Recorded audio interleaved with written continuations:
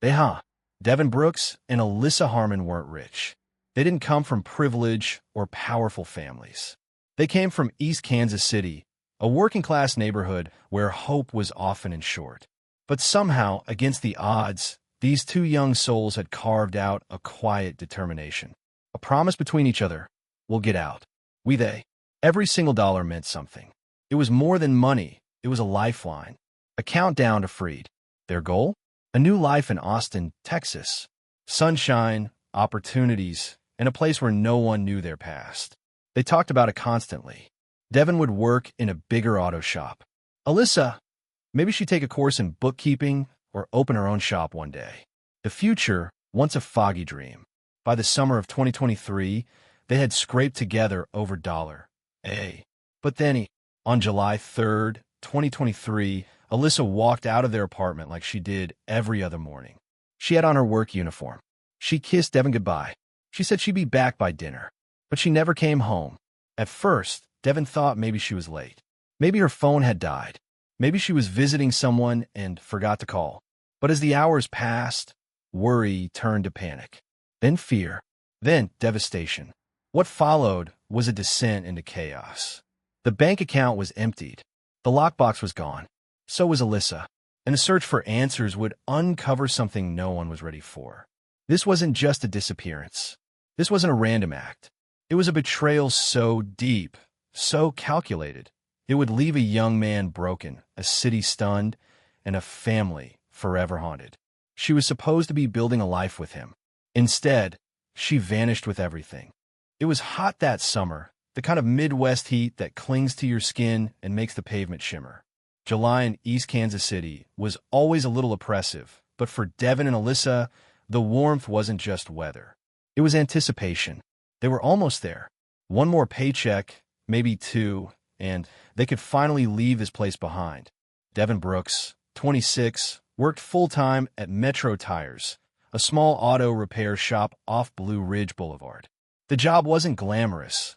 Long hours, grease under his nails, a sore back most nights, but he was steady, reliable, the kind of guy who showed up on time and kept his head down. Alyssa Harmon, 24, worked mornings at Dollar World, a discount store on Prospect Avenue. She was the friendly face at checkout, always polite, always tired. She didn't make much, but she made it count. They were a quiet couple, not the type to post selfies or host parties. They didn't travel or splurge or waste. Every dollar was part of the plan. Every meal was budgeted. Every weekend was spent inside, watching YouTube videos about life in Austin or scribbling out apartment budgets in spiral notebooks. It wasn't glamorous, but it was real, and it was theirs. Between Devin's full-time work and Alyssa's shift pay, they made just enough to cover rent, groceries, and slowly build their savings. They had a joint account at Kansas Trust, and for added security, a metal cash box hidden beneath their bed. Inside was cash, envelopes labeled first month rent, emergency car repairs, gas to Texas. They weren't just dreaming, they were preparing. Their apartment was small, one bedroom, beige walls with posters of Texas sunsets. Alyssa kept a whiteboard near the fridge, counting down the days until departure. Austin, 27 days. Then it was 26, then 25, and then the countdown stopped. Friends described them as low-key, not social butterflies, not partygoers, just two kids trying to get out. Most nights, they ate ramen or box pasta. On special occasions, they'd split a pizza or walk to the corner store for ice cream. They didn't need much, just each other and that future. But behind those quiet routines, something darker was stirring, something Alyssa never talked about out loud. A shadow from her past, a man recently back in her life, and a secret plan she thought she could control. In hindsight, the signs were there. But Devin, ever trusting, never saw them. He believed in her, loved her, and love, sometimes, can blind you to the storm on the horizon. On July 2nd, they stayed in. Devin made dinner, boxed mac and cheese with frozen veggies. Alyssa laughed at one of his dumb jokes. She looked tired but happy. Content. It would be the last normal night they ever had together. Because by the next morning, everything would change. And Devin's life would never be the same again. July 3rd, 2023. The day began like any other. Too normal, in fact, like the kind of morning you look back on later and beg yourself to notice something, anything that fell off. But there was nothing.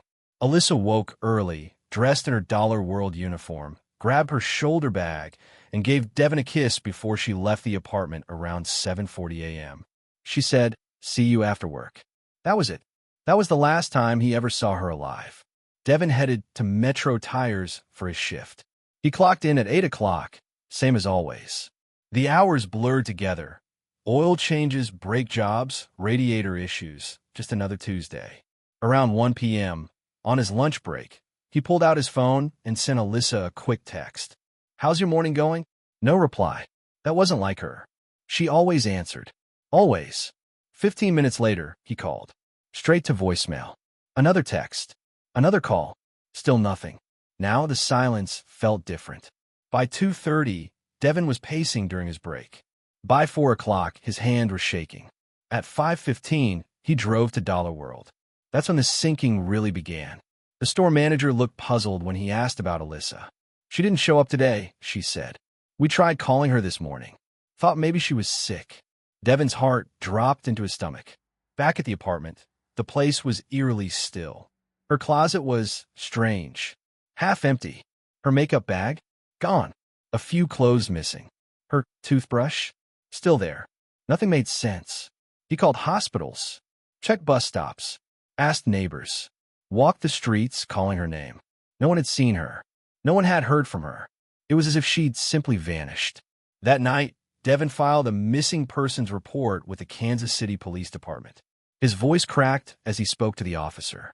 "She's not like that," he insisted. "She wouldn't just leave." But the officer's eyes betrayed skepticism. Adults leave. People run. Sometimes the ones we love choose not to come back. But Devin knew better. Or at least he believed he did. Over the next 48 hours, he did everything right. He plastered flyers around town, talked to a local NBC affiliate, pleaded on air, voice trembling, eyes red from lack of sleep. He knocked on doors, searched shelters, even wandered alleyways. He didn't eat, barely slept. Each passing hour deepened the fear. Was she hurt? Was she taken? Was she? No. He refused to think it. Police treated the case as a potential voluntary disappearance. No forced entry. No signs of violence. No ransom calls. Just a young woman who left quietly. But something wasn't right. Devin felt it in his bones. It was in the details, small, disjointed pieces that didn't add up. Her favorite necklace was gone, but she hadn't packed her phone charger. Her ID missing, but her phone left behind. Her overnight bag was gone, but her blanket, the one she never traveled without, was still on the bed. The silence became unbearable. And then, 7 days after she vanished, everything changed. Devin got a text from Kansas Trust Bank. Fraud alert. A withdrawal of $9,800, nearly everything they had, made in Springfield, Missouri. Springfield, 160 miles away. That was the moment it stopped being a mystery and became something darker, something calculated. This wasn't just a disappearance. This was a heist. And if Alyssa was involved, then Devin wasn't just grieving. He was betrayed. The message from the bank hit Devin like a punch to the gut. $9,800. Gone. Just like that. He called Kansas Trust in a panic. The withdrawal had been made at an ATM in Springfield, Missouri, a town they had no connection to. Neither of them had ever even been there. "Are you sure it was her card?" he asked, his voice shaking. Yes, it was Alyssa's debit card. Just 2 days later, on July 12th, another withdrawal hit the system. This time, $3,000, pulled from a convenience store ATM in Tulsa, Oklahoma. Same card, same account.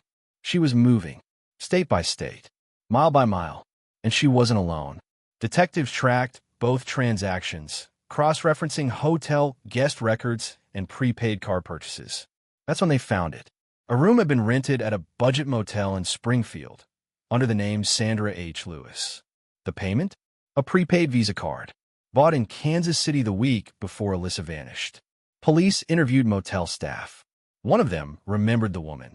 She was quiet, stayed a couple nights, checked in with a guy. They pulled the security footage. There she was. Alyssa, July 5th, backpack over her shoulder.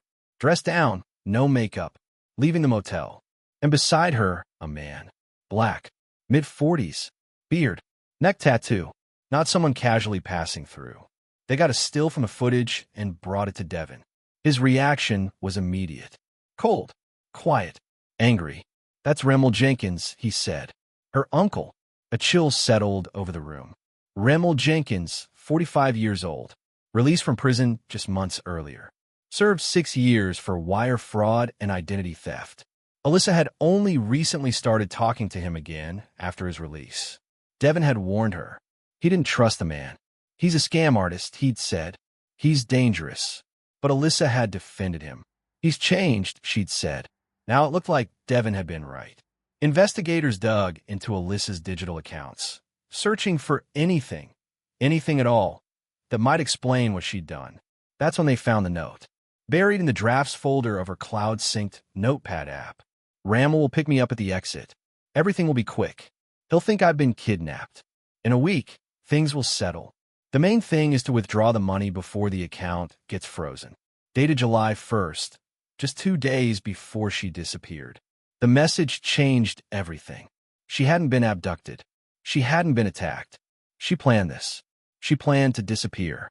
She planned to trick Devin. She planned to steal everything they'd worked for and run. With him, Remel Jenkins wasn't just tagging along. He was in on it. The police held a press conference on July 14th. They confirmed that Alyssa was no longer considered a missing person, but a person of interest in a financial crime. And Jenkins? He was now officially wanted in connection with fraud and identity theft again. A multi-state alert went out. Their faces, Alyssa's and Remel's, were now on every law enforcement bulletin from Kansas to Texas.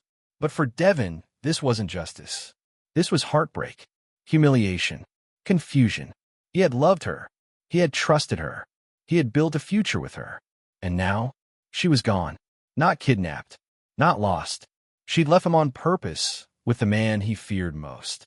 And still, part of him wondered, did she know what she was getting into? Because what looked like a getaway was about to become something else entirely. Who was this man Alyssa trusted more than Devin? His name was Remel Jenkins, her mother's half-brother. But don't let the word uncle fool you. This wasn't a warm family reunion. This wasn't a man bringing guidance or love. This was a predator, a man who knew how to lie, how to manipulate, how to bend people until they snapped. He had done it before, and now he was doing it again. Remel had been out of prison just 6 months before Alyssa vanished. He'd served time for wire fraud, identity theft, and financial manipulation. Not petty crimes, not mistakes. He was a seasoned con artist, the kind who didn't steal from strangers. He stole from people who trusted him, and that made him lethal. According to Devin, Alyssa had only recently reconnected with him. At first, it was casual. Phone calls, social media messages. Then it turned into in-person meetings, short visits, strange conversations. Devin never liked it. He talks big, Devin remembered. All these promises, all these opportunities. Said he could help us move. Said he had connections in Texas. But there was one thing Remel always circled back to, money. He asked how much they had saved, what their timeline was, whether the funds were traceable. Devin, cautious by nature, kept things vague. But Alyssa? She wanted to believe. And that's what Jenkins knew how to exploit. Hope. Because when someone wants something bad enough, to escape, to restart, to feel seen, they become vulnerable. And Remel Jenkins? He preyed on that. Digital forensics began to uncover the rest of the puzzle. Alyssa had been using a cloud-synced notepad app on her phone. Investigators pulled the backups. There, hidden in the drafts, was the plan, in her own words. The note was damning, yes, but it was also chilling. Remel will pick me up. He'll think I've been kidnapped. The main thing is to withdraw the money before the account gets frozen. It wasn't a spur-of-the-moment decision. This wasn't panic. It was premeditated, structured, coordinated. But something felt off. The wording was clinical, cold, detached, and the timing? Precise. Withdraw the money first. Let things settle. Make Devin think she was taken. And suddenly, the narrative began to shift. Was this really her idea? Or had someone help her craft it? More and more, investigators began to believe that Jenkins had been the architect, that Alyssa was the face, but not the hand, not the mind, that maybe she'd been sold a fantasy and had no idea what she was truly walking into.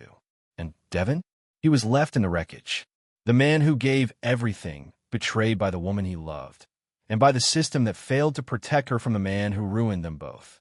But Remel Jenkins wasn't finished. He was still moving, still spending, still hiding. And soon, Alyssa would stop running, permanently. They were ghosts now. Every lead the police chased revealed another town they'd already left behind. Another motel, another fake name.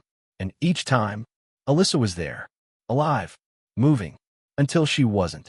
It began with a Springfield motel. Check-in logs showed the alias Sandra H. Lewis, paid in full with a prepaid Visa card purchased back in Kansas City. 2 nights. No formal checkout. Camera footage captured them leaving together on July 5th, Alyssa and Remel Jenkins. Just after 11 a.m., they climbed into a rideshare and disappeared again. Police pressed Devon for every detail he could remember about Jenkins. Manipulative, he said. Smooth talker. Always watching for weakness. Alyssa didn't see it. From the rideshare, investigators traced their next steps. They arrived at a regional bus terminal and purchased 2 tickets. Names, Thomas Ray and Angela H., paid in cash. A destination? Shawnee, Oklahoma. A quiet place. Off the grid. No cameras. No digital trail. But the plan had one crack. A cabin. About 10 miles southeast of the city, a short-term rental sat in a rural stretch near Beth Lakers. Hidden in the trees. Isolated. Easy to vanish into. The rental agreement was signed using false names, but the timeline matched perfectly. Property owners remembered the couple. A man in his 40s and a young woman. Quiet. Kept to themselves. Checked in July 6th. Checked out. Never. 3 days later, they were gone. But they left things behind. Detectives executed a search warrant on July 19th. What they found was unsettling. Behind the cabin, in a small trash fire pit, officers discovered a partially melted phone casing. Burned. Destroyed. Purposefully.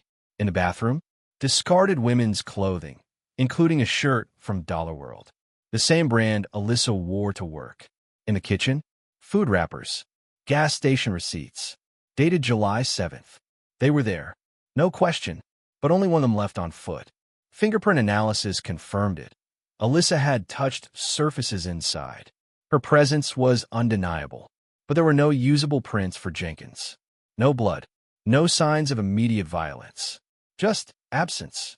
A void where someone had once been, and then something else surfaced. A change in behavior. A shift in pattern. From this point forward, there were no more sightings of Alyssa. No more camera footage. No receipts with her handwriting. No logs in her name. She had gone dark, and investigators knew this was the turning point. Whatever she'd been promised, it ended there. The quiet, the burned phone, the missing clothing, it all screamed one thing. Something had gone wrong, and when the body was found, it confirmed what everyone feared. July 24th, 2023. It was a fisherman who found her. He'd been casting lines along a quiet stretch of the Canadian River in Milan County, Oklahoma, about 30 miles south of Shawnee, when something strange caught his eye. A shape, wrapped in a blue tarp, barely visible beneath the slow-moving water. It was weighed down with cinder blocks, and it didn't belong. Sheriff's deputies responded within the hour. The recovery team moved slowly, carefully, but everyone on that riverbank already knew this wasn't just debris. This was a body, wrapped, bound, hidden, and when they unwrapped the tarp, even before forensics spoke, there was no doubt. A small heart-shaped tattoo on the left wrist. A silver bracelet engraved with 2 letters, H. Alyssa Harmon had been found. The state of decomposition was advanced. Hot, humid weather and the river's current had taken their toll. But the body told its story anyway. The Oklahoma medical examiner released the autopsy results just days later. Cause of death: manual strangulation. No knife, no gun, just hands. The time of death? Estimated between July 9th and 11th, just days after she and Jenkins left that Springfield motel. Just days after they were seen together, casually boarding a rideshare, as if nothing in the world could touch them. She never even made it to the end of that week. For Devin Brooks, the news hit like a second death. The hope, what little he still held, was gone. And in its place, a new kind of pain took root. Betrayal had been hard enough. But now he knew what it had really cost her. She hadn't run away to live her dream. She'd run into the arms of a killer. And the man responsible was still out there. The case, which had already been reclassified as a financial crime, now became something else entirely. Homicide. Murder. The police didn't hesitate. Remel Jenkins was named the primary suspect in the killing of his niece. The pattern was unmistakable: fraud, manipulation, flight, and now death. His past came roaring back into focus. A convicted fraudster, a man who'd stolen from people he knew, a man who'd just served 6 years for identity theft. And now, a fugitive, a murderer, a monster hiding in plain sight. The warrant for his arrest was updated and elevated. The U.S. Marshal Service was brought in. This wasn't just a Kansas City case anymore. It was national. They would find him. They had to, because Alyssa Harmon had already paid the highest price. And her story was not going to end in silence. By late July, the search for Remel Jenkins had escalated into a full-blown multi-state manhunt. He was gone, vanished off the grid. No active bank accounts. No phone calls. No car registered in his name.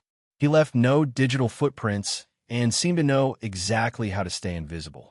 The only signs he left behind were whispers and surveillance footage and faint electronic trails.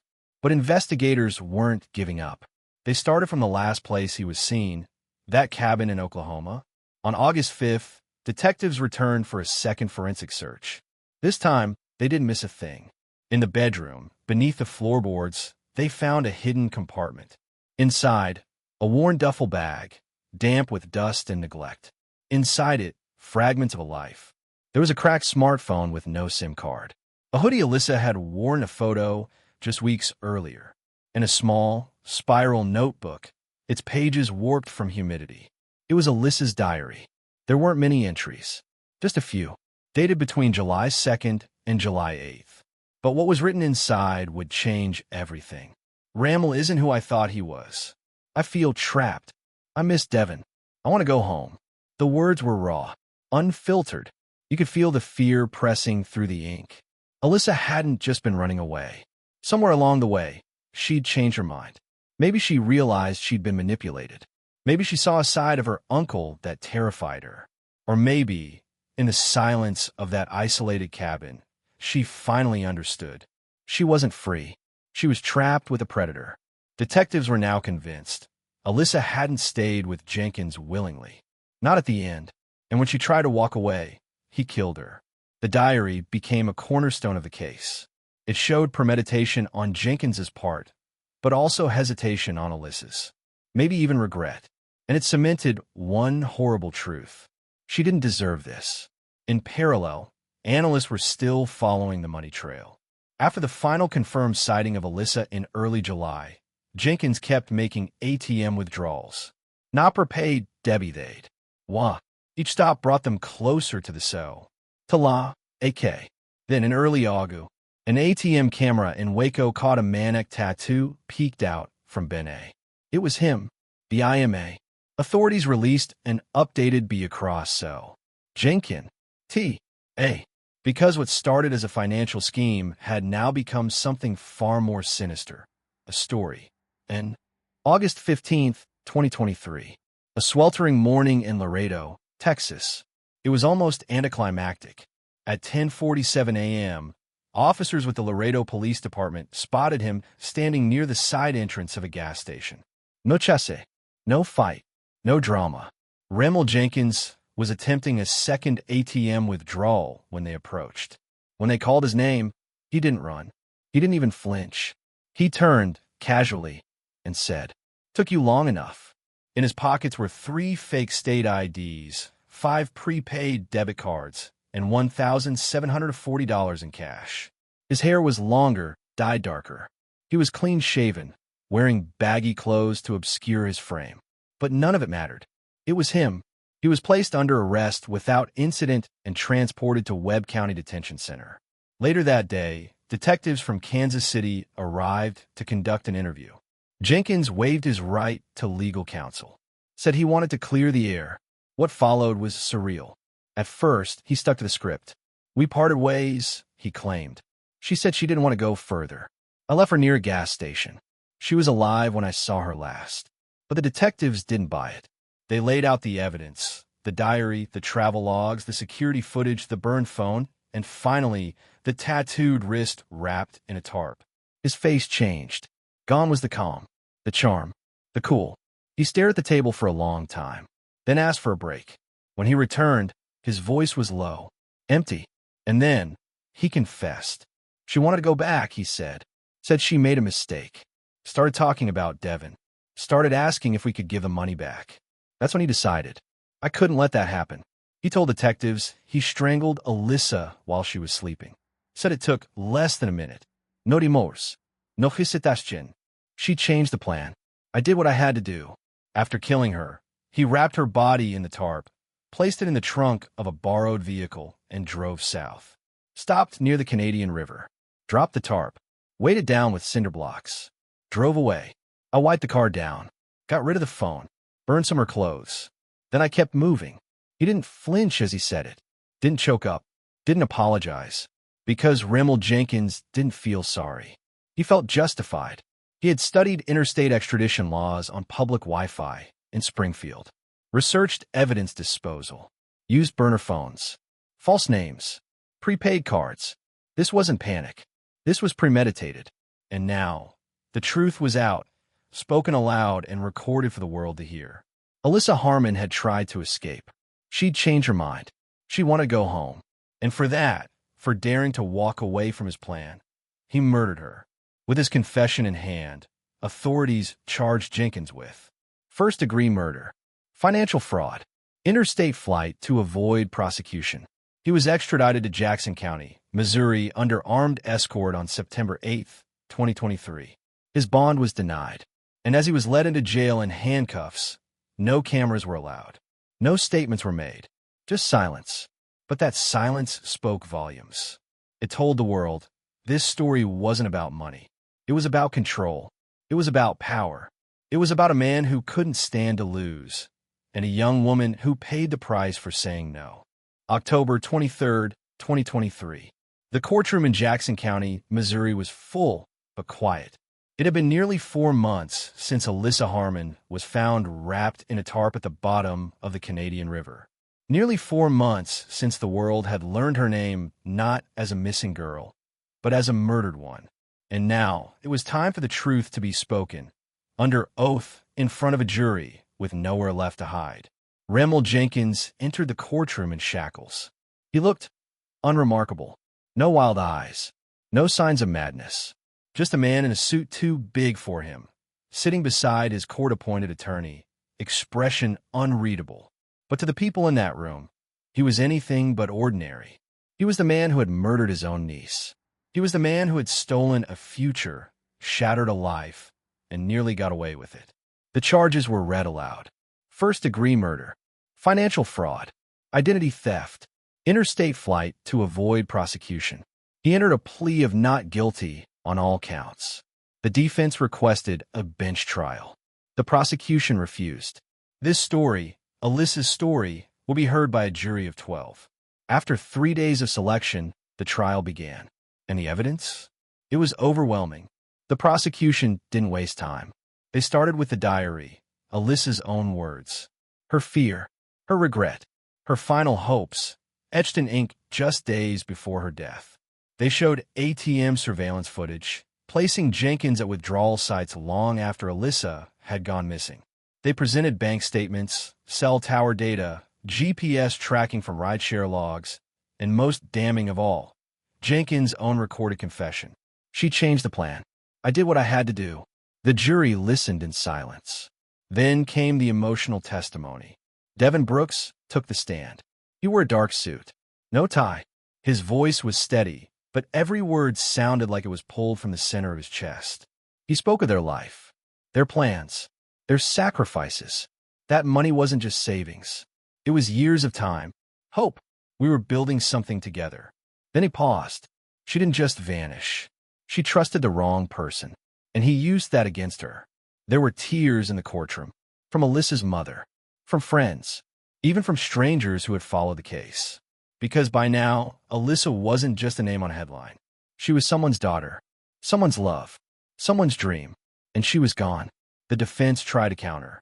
They argued that Jenkins had experienced trauma, that his life of incarceration had hardened him, that the killing wasn't premeditated but a panic reaction, a man afraid of going back to prison. They claimed the confession had been taken under stress, that the state's timeline was uncertain, but the jury didn't buy it. The evidence was too strong, the planning too precise, the execution too cold. On October 31st, after just 6 hours of deliberation, the jury returned with a unanimous verdict. Guilty on all counts. The next day, during sentencing, Judge Helen Vasquez faced Jenkins directly. Her voice was calm, but her words cut deep.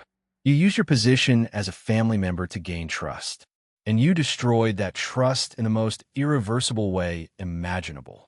This was not an act of desperation. This was a pattern of exploitation that ended in murder. She sentenced him to life imprisonment without the possibility of parole.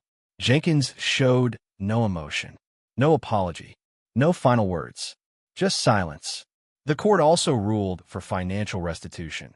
The $14,300 stolen from Devin and Alyssa to be repaid to Alyssa Harmon's estate. A symbolic gesture. No amount of money could undo what had been done. But it mattered, because in a world where too many predators hide behind family ties, this time, justice was not denied. Alyssa's name was written into the official record. Her story, painful as it was, had been heard, and the man who stole her life would never again steal another. After the verdict, the world moved on. The news cycle slowed. The headlines faded. Reporters packed their cameras and found new tragedies to follow. But for the people closest to Alyssa Harmon, time did not resume. It fractured. It stalled. It rewrote everything. In February of 2024, Alyssa's family held a private memorial service in Missouri. No press, no cameras, just friends, relatives, and the aching, empty space where a vibrant young woman should have been. There were no grand speeches, no public statements, only a single, quiet quote from her mother, read aloud at the end of the service. She was too trusting. He saw that, and he used it until he killed her. Her name was added to Missouri's official registry of familial homicide victims, a category no family ever wants to see filled. But hers was not just another statistic. Alyssa's story mattered. Victim advocacy groups began citing her case in workshops and training sessions. Her story of coercion, of financial abuse wrapped in the mask of family, became a teaching tool. A warning. They called it what it was: grooming, manipulation, control disguised as care. Though Alyssa had not been romantically abused, the patterns mirrored intimate partner violence, isolation, financial dependency, psychological domination. It was a lesson in how easily trust can be weaponized. But while public systems learned from her story, Devin Brooks lived inside its shadow. After the trial, he disappeared from public view. No more interviews, no press appearances, no statements. By early 2024, he'd relocated to Austin, Texas, the city he and Alyssa had once dreamed of together. He worked at a tire and lube center in the Northeast Industrial Corridor. Just another guy in coveralls. Quiet, on time, kept to himself. The manager said, "He's reliable, doesn't talk much, just works." One coworker noticed something, though. Inside Devin's toolbox, behind a drawer of socket wrenches and oil filters, there was a small photo, Alyssa smiling in the sun. Framed, protected, untouched. He never mentioned her, but he never hid her either. And above the service desk, mounted in a simple black frame, was a plaque. Most customers never noticed it. It read, "Trust is built, never borrowed." A quiet sentence, but those who knew the story understood everything it meant. Alyssa Harmon wasn't famous. She wasn't a headline until she was gone. She was 24. She worked mornings at a dollar store. She saved coupons, packed lunches, dreamed big, and believed, perhaps too deeply, that people could change. She trusted someone who saw that innocence not as something to protect, but something to use. And it cost her everything. But her story didn't end in a river, or a courtroom, or a line in a police report, because now it teaches. Her case is being used across Missouri and beyond to educate police, counselors, and social workers on the signs of financial coercion, familial grooming, and emotional isolation. It's a mirror held up to the uncomfortable truth. Sometimes, the people we fear the least are the ones we should fear the most. Alyssa's life and death is now part of training manuals, college courses, advocacy seminars. Her voice, through her diary, speaks to survivors who still wonder if it's too late to go home. It's not. It never should be. And Devin? He never returned to the spotlight. But on July 10th, 2024, 1 year to the day since Alyssa was killed, a message appeared on a private social media account, seen only by a few close friends. They share it quietly, respectfully. It said, "She didn't leave. She was taken, and I'll never forgive myself for not seeing it coming." It was the last time he ever spoke publicly about the case. At the shop in Austin, he still shows up early, still keeps his head down, still carries her photo in his toolbox. He doesn't talk about what happened. He doesn't need to, because some pain doesn't need an audience.